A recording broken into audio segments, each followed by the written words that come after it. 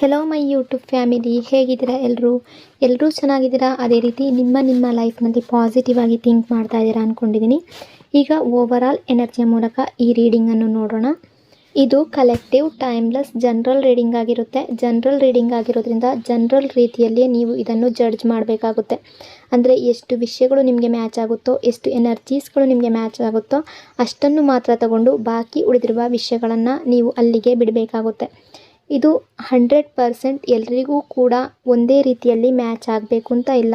ಹಾಗಾಗಿ ಈ ರೀಡಿಂಗಲ್ಲಿ ಬರುವ ಯಾವುದೇ ವಿಷಯಗಳನ್ನಾಗಲಿ ಫೋರ್ಸ್ಫುಲ್ಲಾಗಿ ನಿಮ್ಮ ಮೇಲೆ ನೀವು ಹಾಕ್ಕೊಳ್ಬಾರ್ದು. ಹಾಗಾದರೆ ಈಗ ರೀಡಿಂಗನ್ನು ಶುರು ಮಾಡೋಣ. ಯಾವ ಪರ್ಸನ್ಗೋಸ್ಕರ ಈ ರೀಡಿಂಗನ್ನು ನೋಡ್ತಾ ಇದ್ದೀರೋ ಅವರ ಕರೆಂಟ್ ಫೀಲಿಂಗ್ಸ್ ಏನು, ನಿಮ್ಮ ಕರೆಂಟ್ ಫೀಲಿಂಗ್ಸ್ ಏನು, ಥರ್ಡ್ ಪಾರ್ಟಿ ಇಶ್ಯೂ ಏನಾದರೂ ನಿಮ್ಮ ರಿಲೇಷನ್ಶಿಪ್ಪಲ್ಲಿ ಇದೆಯಾ, ಅವರ ಈಗೋ ಯಾಕೆ ಮಧ್ಯದಲ್ಲಿ ಬರ್ತಾ ಇದೆ, ಅವರು ಮುಂದೇನು ಆ್ಯಕ್ಷನ್ ತಗೊಳ್ತಾರೆ, ಈ ರಿಲೇಷನ್ಶಿಪ್ ಎಂಡ್ ಆಗುತ್ತಾ ಅಥವಾ ರಿಯೂನಿಯನ್ ಆಗುತ್ತಾ, ಎಲ್ಲವನ್ನು ಈ ರೀಡಿಂಗ್ ಮೂಲಕ ನೋಡೋಣ. ನಿಮ್ಮ ಕರೆಂಟ್ ಎನರ್ಜಿ ಪ್ರಕಾರ ನೀವು ಈಗ ಹೇಗಿದ್ದೀರಾ ಅಂದರೆ, ನಿಮ್ಮ ಮನಸ್ಸು ಈಗ ತುಂಬ ಗೊಂದಲದಲ್ಲಿದೆ, ತುಂಬ ಕನ್ಫ್ಯೂಸ್ ಆಗಿದ್ದೀರಾ, ನೀವು ತುಂಬ ಯೋಚನೆ ಮಾಡ್ತಾ ಇದ್ದೀರಾ, ಓವರ್ ಥಿಂಕಿಂಗ್ ಅಂತಲೇ ಹೇಳ್ಬೋದು. ನಿಮ್ಮ ತಲೆಯಲ್ಲಿ 1000 ಪ್ರಶ್ನೆಗಳು ಓಡಾಡ್ತಾ ಇದೆ. ಇವ್ರು ನನ್ನನ್ನು ನಿಜವಾಗ್ಲೂ ಪ್ರೀತಿಸ್ತಾರಾ, ಅಥವಾ ರಿಲೇಷನ್ಶಿಪ್ಪಲ್ಲಿ ಬೇರೆ ಯಾರಾದರೂ ಇದ್ದಾರಾ, ನನ್ನನ್ನು ಯಾಕೆ ಆಯ್ಕೆ ಮಾಡ್ಕೊಳ್ತಾ ಇಲ್ಲ, ಈ ಸಂಬಂಧ ಮುಂದುವರಿಯುತ್ತಾ, ನೀವು ತುಂಬ ಸ್ಟ್ರೆಸ್ನಲ್ಲಿ ಇದ್ದೀರಾ, ಕೆಲವರು ತುಂಬ ಅಳ್ತಾ ಇದ್ದೀರಾ, ಕೆಲವರು ಈ ಸಂಬಂಧ ಕಟ್ ಆಫ್ ಮಾಡಬೇಕಾ ಅಂತ ಯೋಚನೆ ಮಾಡ್ತಾ ಇದ್ದೀರಾ. ಯಾಕೆ ಅಂದರೆ ನೀವು ಸಾಕಷ್ಟು ಸಲ ಪ್ರಯತ್ನ ಮಾಡಿದ್ದೀರಾ ಈ ರಿಲೇಷನ್ಶಿಪ್ನ ಉಳಿಸ್ಕೊಳ್ಳೋದಕ್ಕೆ, ಈ ರಿಲೇಷನ್ಶಿಪ್ ಕಂಟಿನ್ಯೂ ಮಾಡೋದಕ್ಕೆ. ಆದರೆ ಅವರು ಮತ್ತೆ ಅದೇ ಮಿಸ್ಟೇಕ್ ಮಾಡ್ತಾ ಇದ್ದಾರೆ, ಮತ್ತೆ ನಿಮ್ಮನ್ನು ಇಗ್ನೋರ್ ಮಾಡ್ತಾ ಇದ್ದಾರೆ, ನಿಮಗೆ ಹರ್ಟ್ ಮಾಡ್ತಾ ಇದ್ದಾರೆ. ಅಂದರೆ ಕೆಲವರು ನಿಮ್ಮಲ್ಲಿ ಈ ರಿಲೇಷನ್ಶಿಪ್ಪಲ್ಲಿ ಕೊನೆಯ ನಿರ್ಧಾರ ತಗೊಳ್ಳುವ ಹಂತಕ್ಕೆ ಕೂಡ ಬಂದಿದ್ದೀರಾ, ಆ ರೀತಿ ಕೂಡ ಥಿಂಕ್ ಮಾಡ್ತಾ ಇದ್ದೀರಾ.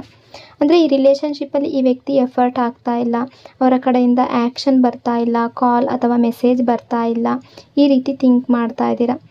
ಇಲ್ಲಿ ನಿಮ್ಮಿಬ್ಬರ ರಿಲೇಷನ್ಶಿಪ್ಪಲ್ಲಿ ಎಲ್ಲರಿಗೂ ಅಲ್ಲ, ಕೆಲವರ ಲೈಫ್ನಲ್ಲಿ ಥರ್ಡ್ ಪಾರ್ಟಿ ಇಶ್ಯೂ ಅನ್ನೋದು ಕಾಣಿಸ್ತಾ ಇದೆ. ಆದರೆ ಥರ್ಡ್ ಪಾರ್ಟಿ ಅಂದರೆ ಒಬ್ಬ ರೊಮ್ಯಾಂಟಿಕ್ ರಿಲೇಷನ್ಶಿಪ್ ಅಂತಲೇ ತಗೋಬಾರ್ದು.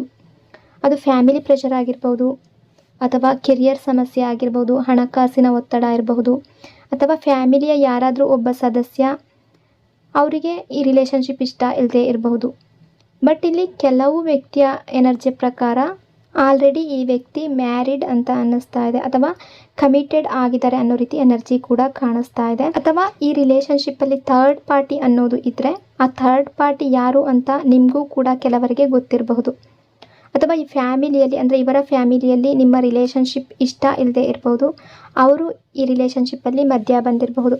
ನಿಮ್ಮ ಪಾರ್ಟ್ನರ್ ಆ ವ್ಯಕ್ತಿಯ ಮಾತು ಕೇಳಲೇಬೇಕಾದ ಪರಿಸ್ಥಿತಿಯಲ್ಲಿ ಇರಬಹುದು. ಆ ಥರ್ಡ್ ಪಾರ್ಟಿ ಏನೇ ಆಗಿರ್ಬೋದು, ಆ ವ್ಯಕ್ತಿಯ ಅಥವಾ ಆ ಸಂದರ್ಭದ ಆ ಸಿಚುವೇಶನ್ ಮಾತನ್ನು ಇವರು ಕೇಳಲೇಬೇಕಾಗಿರುವಂತಹ ಪರಿಸ್ಥಿತಿ ಬಂದಿರಬಹುದು. ಬಟ್ ನಿಮ್ಮ ಪಾರ್ಟ್ನರ್ ನಿಮ್ಮನ್ನು ನೆನಪು ಮಾಡ್ಕೊಳ್ತಾರೆ, ನಿಮ್ಮನ್ನು ಪ್ರೀತಿಸ್ತಾರೆ, ಬಟ್ ಈಗೋ ಅನ್ನೋದು ಕೂಡ ಜಾಸ್ತಿ ಕಾಣಿಸ್ತಾ ಇದೆ.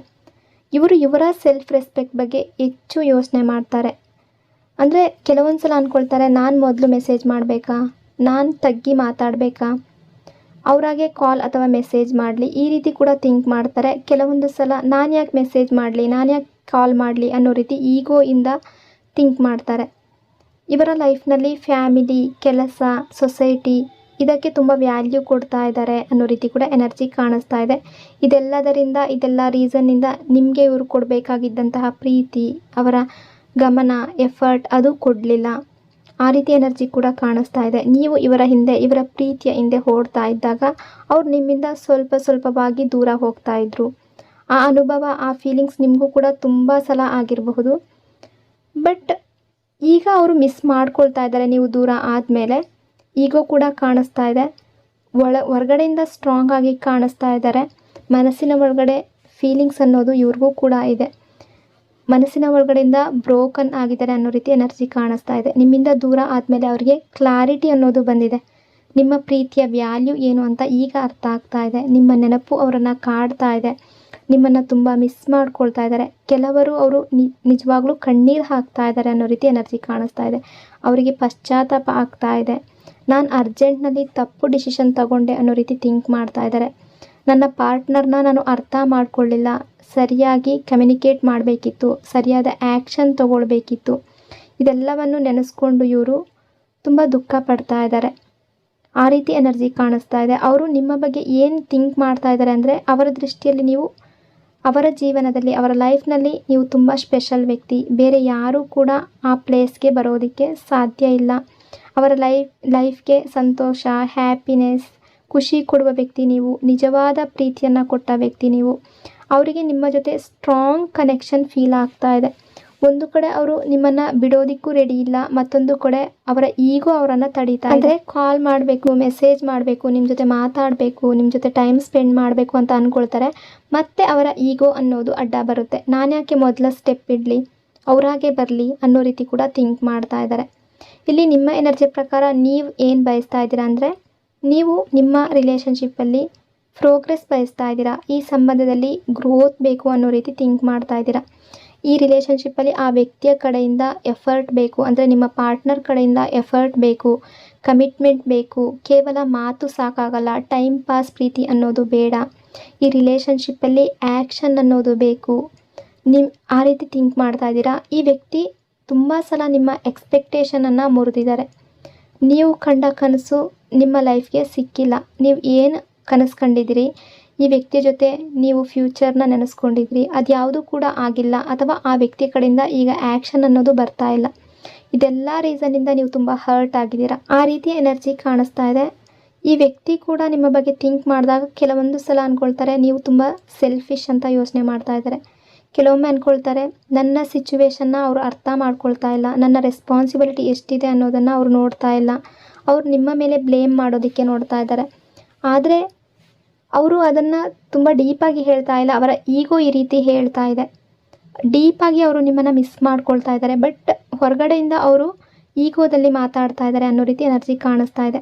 ಈ ಸೆಪ್ರೇಷನ್ ಬಂದ ನಂತರ ಅವರಲ್ಲಿ ಕ್ಲಾರಿಟಿ ಅನ್ನೋದು ಬಂದಿದೆ. ಈ ಗ್ಯಾಪ್ ಏನಿದೆ ಇವರಿಗೆ ದೊಡ್ಡ ಪಾಠ ಕಲಿಸ್ತಾ ಇದೆ, ಲೆಸನ್ ಕಲಿಸ್ತಾ ಇದೆ. ಇವರು ಒಬ್ಬರೇ ಇದ್ದಾಗ ಅಂದ್ಕೊಳ್ತಾರೆ ನಾನು ಮಾಡಿದ್ದು ತಪ್ಪು, ಅದರ ಮಿಸ್ಟೇಕ್ನ ಅರಿವಾಗ್ತಾ ಇದೆ. ನೀವು ಎಷ್ಟು ಪ್ರೀತಿಸ್ತಾ ಇದ್ದೀರಿ, ನೀವು ಎಷ್ಟು ಎಫರ್ಟ್ ಆಗ್ತಾ ಇದ್ದೀರಿ, ನೀವು ಎಷ್ಟು ಪೇಯ್ನ್ ಅನುಭವಿಸಿದಿರಾ, ಅದೆಲ್ಲವನ್ನು ಕೂಡ ನೆನಪು ಮಾಡಿಕೊಂಡು ಪಶ್ಚಾತ್ತಾಪ ಪಡ್ತಾ ಇದ್ದಾರೆ. ಈ ವ್ಯಕ್ತಿಯ ಕಡೆಯಿಂದ ನೆಕ್ಸ್ಟ್ ಸ್ಟೆಪ್ ಏನು ಅಂತ ಎನರ್ಜಿಯ ಮೂಲಕ ನೋಡೋದಾದರೆ ಇಲ್ಲಿ ತುಂಬ ಪಾಸಿಟಿವ್ ಆಗಿರೋ ಬ್ಯೂಟಿಫುಲ್ ಎನರ್ಜಿ ಕಾಣಿಸ್ತಾ ಇದೆ. ಅವರು ಆ್ಯಕ್ಷನ್ ತಗೊಳ್ಳುವ ಸಾಧ್ಯತೆ ತುಂಬ ಜಾಸ್ತಿ ಕಾಣಿಸ್ತಾ ಇದೆ. ರಿಯೂನಿಯನ್ ಎನರ್ಜಿ ಅನ್ನೋದು ಕಾಣಿಸ್ತಾ ಇದೆ. ನಿಮ್ಮಿಬ್ಬರ ರಿಲೇಷನ್ಶಿಪ್ಪಲ್ಲಿ ನ್ಯೂ ಬಿಗಿನಿಂಗ್ ಎನರ್ಜಿ ಇದೆ. ಅವರು ಅವರ ಹಿಂದಿನ ತಪ್ಪುಗಳನ್ನು ಅರ್ಥ ಮಾಡ್ಕೊಂಡಿದ್ದಾರೆ. ಹಳೆಯ ಕಹಿ ಘಟನೆಗಳನ್ನು ಮರೆತು ಮತ್ತೆ ರಿಲೇಷನ್ಶಿಪ್ ನ್ಯೂ ಬಿಗಿನಿಂಗ್ ಮಾಡಬೇಕು ಅಂತ ಯೋಚನೆ ಮಾಡ್ತಾ ಇದ್ದಾರೆ. ಈ ಸಂಬಂಧ ಸಂಪೂರ್ಣವಾಗಿ ಎಂಡ್ ಆಗಿಲ್ಲ ಅನ್ನೋ ರೀತಿ ಎನರ್ಜಿ ಕಾಣಿಸ್ತಾ ಇದೆ. ಅವರು ಕಮ್ಬ್ಯಾಕ್ ಮಾಡುವ ಸಾಧ್ಯತೆ ತುಂಬ ಜಾಸ್ತಿ ಕಾಣಿಸ್ತಾ ಇದೆ. ಆ ವ್ಯಕ್ತಿಯ ಕಡೆಯಿಂದ ಅಥವಾ ನಿಮ್ಮ ಪಾರ್ಟ್ನರ್ ಕಡೆಯಿಂದ ಮೆಸೇಜ್, ಕಾಲ್ ಅಥವಾ ಡೈರೆಕ್ಟ್ ಮೀಟ್ ಈ ಸಾಧ್ಯತೆ ತುಂಬ ಜಾಸ್ತಿ ಇದೆ. ನಿಮಗೆ ಯೂನಿವರ್ಸ್ ಕಡೆಯಿಂದ ಯಾವ ಗೈಡೆನ್ಸ್ ಇದೆ ಅಂತ ನೋಡೋದಾದರೆ ನೀವು ಪಾಸಿಟಿವ್ ಆಗಿ ಥಿಂಕ್ ಮಾಡಬೇಕು. ನಿಮ್ಮ ವ್ಯಾಲ್ಯೂ ಏನಿದೆ ಅದನ್ನು ಕಾಪಾಡ್ಕೊಳ್ಳಿ. ನಿಮ್ಮ ಸೆಲ್ಫ್ ರೆಸ್ಪೆಕ್ಟ್ ಏನಿದೆ ಅದನ್ನು ಕಳ್ಕೊಳ್ಬೇಡಿ. ಈ ರಿಲೇಷನ್ಶಿಪ್ಪಿಂದ ನಿಮಗೆ ಶಾಂತಿ ಅನ್ನೋದು ಇದೆಯಾ, ಖುಷಿ ಅನ್ನೋದು ಇದೆಯಾ, ಅದನ್ನು ಮೊದಲು ನೋಡಿ. ಅವರು ನಿಜವಾಗ್ಲೂ ಬದಲಾಗಿದ್ದಾರಾ ಅನ್ನೋದನ್ನು ಅವರ ಆ್ಯಕ್ಷನ್ ನೋಡಿದ ಮೇಲೆ ತೀರ್ಮಾನ ಮಾಡಿ. ಅವರ ಕೇವಲ ಮಾತಿನಿಂದ ನೀವು ಅದರ ಬಗ್ಗೆ ಅರ್ಥ ಮಾಡ್ಕೋಬೇಡಿ. ಅವರ ಆ್ಯಕ್ಷನ್ ನೋಡಿ ನಂತರ ಈ ರಿಲೇಷನ್ಶಿಪ್ಪನ್ನು ನೀವು ತೀರ್ಮಾನ ಮಾಡಿ. ಮಾತುಗಳಿಂದ ಏನೂ ಸಾಧ್ಯವಿಲ್ಲ, ಆ್ಯಕ್ಷನ್ ಕೂಡ ಮುಖ್ಯ ಆಗಿರುತ್ತೆ. ಅಂದರೆ ಇಬ್ಬರೂ ಕೂಡ ಎಫರ್ಟ್ ಹಾಕಬೇಕಾಗುತ್ತೆ. ಒಬ್ಬ ವ್ಯಕ್ತಿ ಮಾತ್ರ ಯಾವಾಗಲೂ ಅತ್ತು ಕರೆದು ನೋವು ಪಡ್ತಾ ಈ ರಿಲೇಷನ್ಶಿಪ್ಗೆ ಎಫರ್ಟ್ ಹಾಕೋದ್ರಿಂದ ಯಾವುದೇ ಪ್ರಯೋಜನ ಇಲ್ಲ. ಎರಡೂ ಕಡೆಯಿಂದ ಕಮ್ಯುನಿಕೇಷನ್ ಅನ್ನೋದು ಆಗಬೇಕು. ಅದೇ ರೀತಿ ಎರಡೂ ಕಡೆಯಿಂದ ಎಫರ್ಟ್ ಅನ್ನೋದು ಬರಬೇಕು. ಈ ರಿಲೇಷನ್ಶಿಪ್ಪಲ್ಲಿ ನಿಮ್ಮಿಬ್ಬರ ರಿಲೇಷನ್ಶಿಪ್ ಇನ್ನೂ ಕೂಡ ಮುಗ್ದಿಲ್ಲ, ಎಂಡ್ ಆಗಿಲ್ಲ ಅನ್ನೋ ರೀತಿ ಎನರ್ಜಿ ಕಾಣಿಸ್ತಾ ಇದೆ. ಅವ್ರು ನಿಮ್ಮನ್ನು ಮಿಸ್ ಮಾಡ್ಕೊಳ್ತಾ ಇದ್ದಾರೆ, ತುಂಬ ಪಶ್ಚಾತ್ತಾಪ ಪಡ್ತಾ ಇದ್ದಾರೆ, ರಿಯೂನಿಯನ್ ಬಯಸ್ತಾ ಇದ್ದಾರೆ. ಆದರೆ ಯಾವುದೇ ಕಾರಣಕ್ಕೂ ನಿಮ್ಮ ವ್ಯಾಲ್ಯೂವನ್ನು ನೀವು ಮರಿಬೇಡಿ. ನಿಮ್ಮ ಜೀವನದಲ್ಲಿ ಶಾಂತಿ, ಪ್ರೀತಿ ಮತ್ತು ಕ್ಲಾರಿಟಿ ಅನ್ನೋದು ಸಿಗಲಿ. ಸೊ ಇಷ್ಟೆಲ್ಲ ವಿಷಯಗಳು ಪ್ರೆಸೆಂಟ್ ಎನರ್ಜಿ ಪ್ರಕಾರ ಇವತ್ತಿನ ರೀಡಿಂಗಲ್ಲಿ ರಿಫ್ಲೆಕ್ಟ್ ಆಗ್ತಾ ಇದೆ. ಐ ಹೋಪ್ ಈ ರೀಡಿಂಗ್ ನಿಮಗೆ ಇಷ್ಟ ಆಗಿದೆ ಅಂದ್ಕೊಂಡಿದ್ದೀನಿ. ಇಷ್ಟ ಆಗಿದರೆ ಕಮೆಂಟ್ನಲ್ಲಿ ಕ್ಲೈಮ್ ಮಾಡ್ಕೊಳ್ಳಿ. ಅದೇ ರೀತಿ ವಿಡಿಯೋನ ಲೈಕ್ ಮತ್ತು ಶೇರ್ ಮಾಡೋದ್ರ ಜೊತೆಗೆ ಚಾನಲ್ನ ಸಬ್ಸ್ಕ್ರೈಬ್ ಮಾಡಿಕೊಂಡು ಕನೆಕ್ಟ್ ಆಗಿ, ಹಾಗೆ ವಿಡಿಯೋನ ಹೈಪ್ ಕೂಡ ಮಾಡಿ.